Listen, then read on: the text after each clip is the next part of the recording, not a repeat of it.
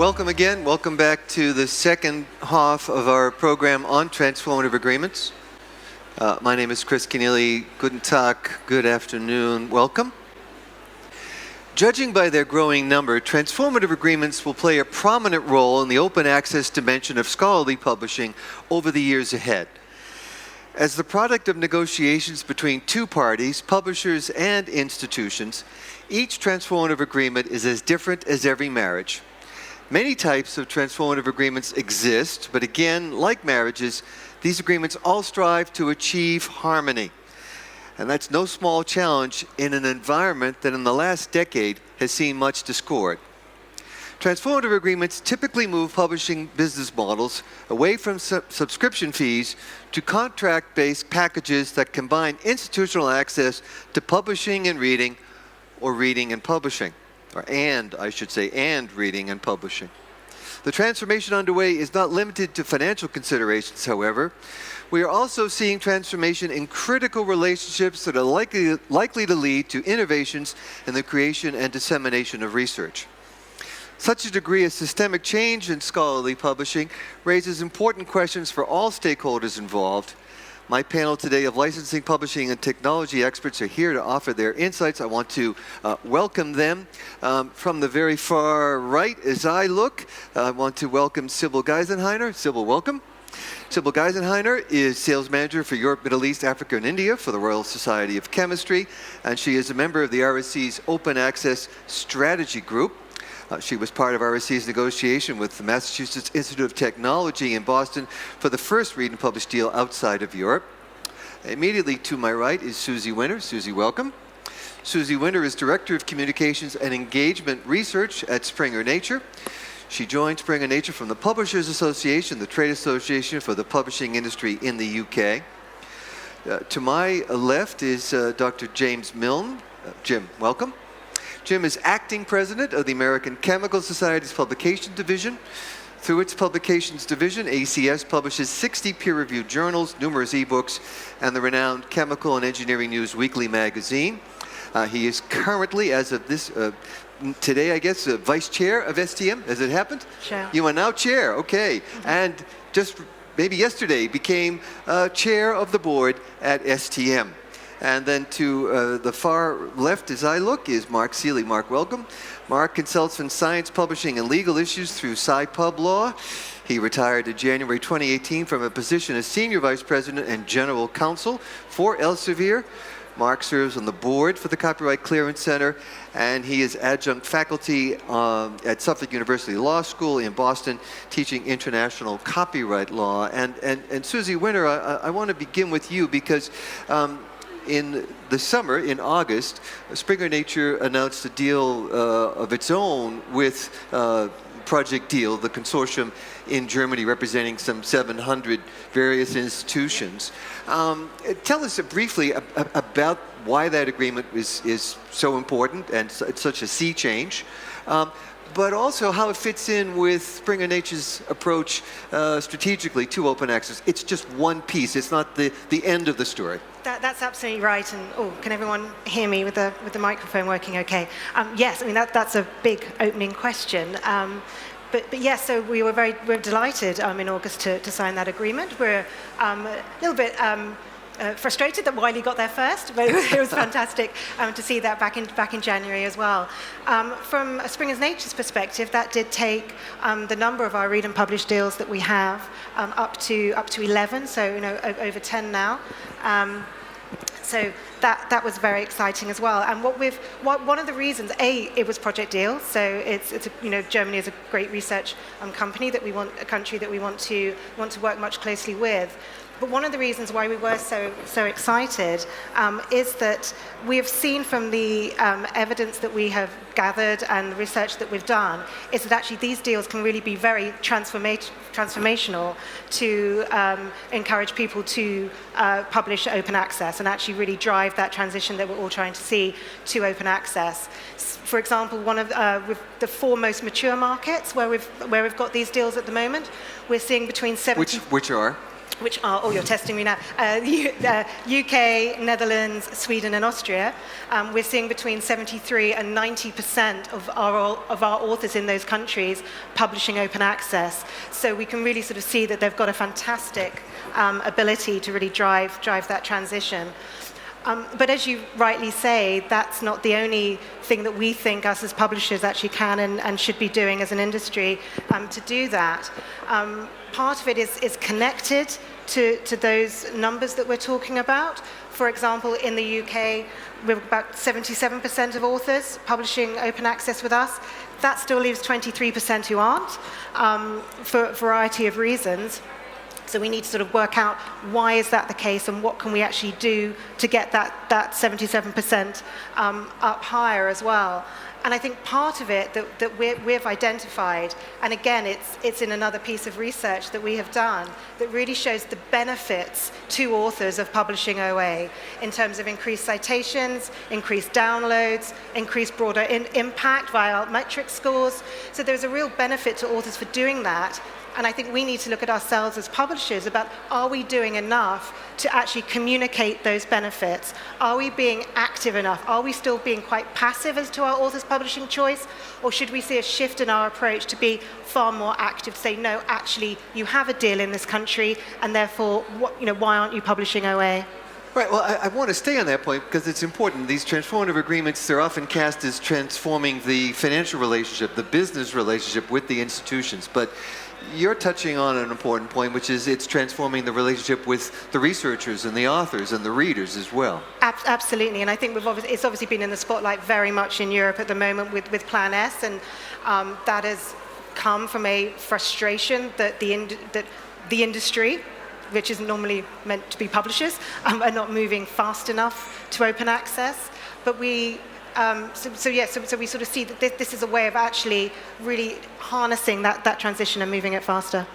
Right, and Jim Milne, I want to turn to you at American Chemical Society and talk about your own transformative agreements. ACS came to want a read and publish deal with Max Planck back in March, and it's kind of a friendly competition, I suppose, among publishers as to who gets to these deals first. But to sort of build on what Susie was just saying, talk about how this is these kinds of agreements. We'll get to the financial piece, but why they're important to your relationship with authors. And ACS has a global network of authors. Sure. The way I'd respond to that is that whatever we do at the ACS, we put the researcher at the core of any of our solutions. And we know that within the chemistry community, open access has really been at the back of their agenda. So anything we can do to try and encourage and support uptake in open access is part of our strategic direction forward. So for instance, we had multiple initiatives such as author rewards, where we handed out over $60 million of credit to encourage open access uptake. Even with that, we had to really actively market and promote it.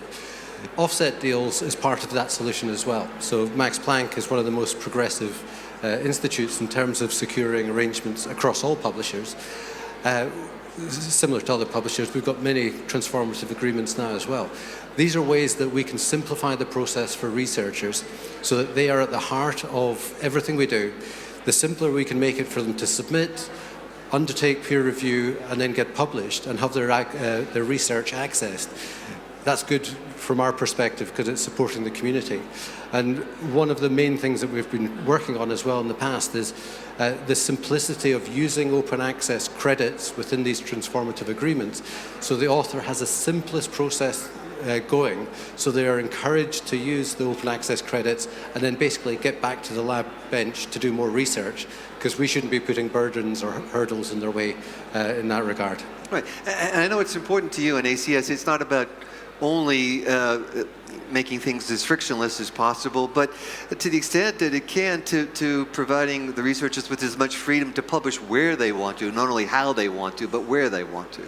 Sure. So in the last year, for instance, since September last year, when Coalition S announced their plans, we've been looking at how can we respond and move forward in a constructive way in that regard. One of the things I'm very reluctant to do is, for instance, we have 60 journals, launch another 60 journals that are pure open access to satisfy that need. I don't think that does anyone any favors. So looking at how we can support the authors who are mandated to publish open access through offset deals, working with hybrid journals, but also creating the right open access, pure open access journals, but not just for the sake of it.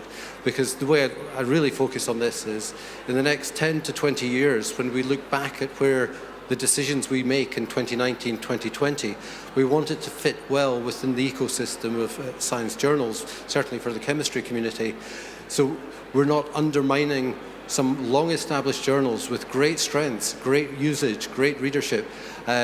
We want to preserve the infrastructure that can be preserved in that way, because that infrastructure has taken decades to get to the point where we are. We've got phenomenal editors doing phenomenal work for us, and we don't want to undermine that momentum. So our solutions going forward are trying to blend whatever we can in a way that satisfies the funders, satisfies institutes, works in a sustainable way. But I'm kind of repeating myself, puts the researcher at the heart of everything we do, because they want to do research. They don't want to have a hassle of being published. So. Right, and you know, we're here to try to offer some insights into how these deals get done.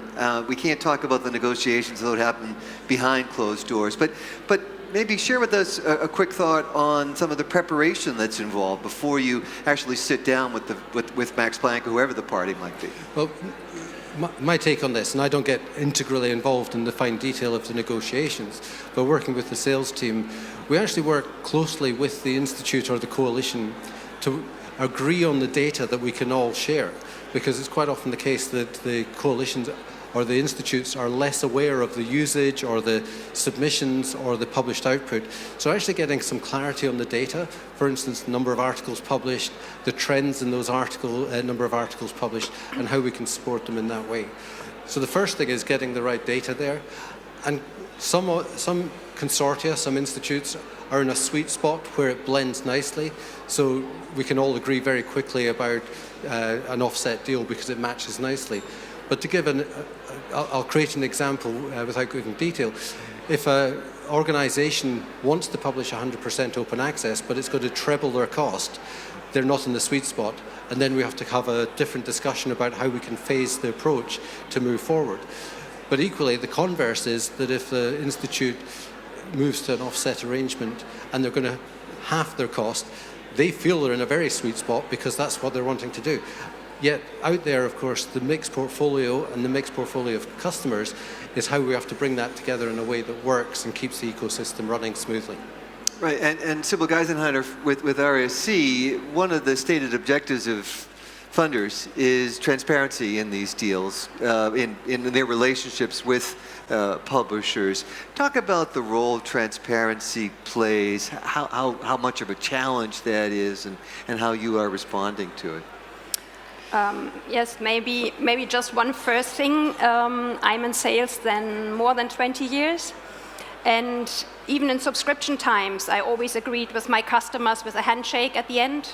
So also in that times, it was always a tough negotiation, but you agreed on a similar goal in delivering a service or content, and it was always a mutual agreement. In our times now with those requests for transparency, that is in many ways a challenge. And this is, for example, one of the reasons as well where we took that challenge in saying if we move into that direction of read and publish and working actually together on a model with our customers, that there need to be transparency on what actually get transformed. So what are we talking about with transformative? What actually get transformed? The author from the side to the center, or the workflows, or the money pots, or what is actually getting transformed? And I think the original idea of the transformation was that in the end, everything, there is a 100% open access goal. And this is something we try to very transparently put into our contracts, that all our contracts have a similar element where all deals work towards to. It's like lowering the part or the content behind the paywall. So having more open access content and less paywalled content. And so to get a transparency for all read and publish customers into that concept, that was something we are working on. Right, and the challenge is the number of institutions and the roles they play. The DEAL consortium is 700 various institutions around Germany, large and small, global reputations, others very specifically targeted to a certain student population. And this is uncovering how they read, how they publish, what that means, and it's creating a series of unintended consequences for the institutions, is it not? I mean, they are seeing things in a new way. Yeah, absolutely. I mean, if in any consortia negotiations I'm involved in, I can say that also it is one consortia, the institutions or members behind that are so diverse that it's very difficult and complex to find a one-fits-all model.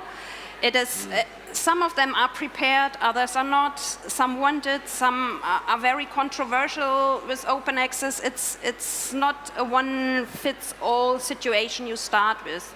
And really to agree something centrally on one model is really a challenge. Right, and RSC has done a lot of experimenting in this regard over the years, yes. Going back 5-6 years at least to the old RSC Gold and so forth. Talk about some of the lessons learned in that process and how perhaps transformative agreements are additive to everything you've been doing previously.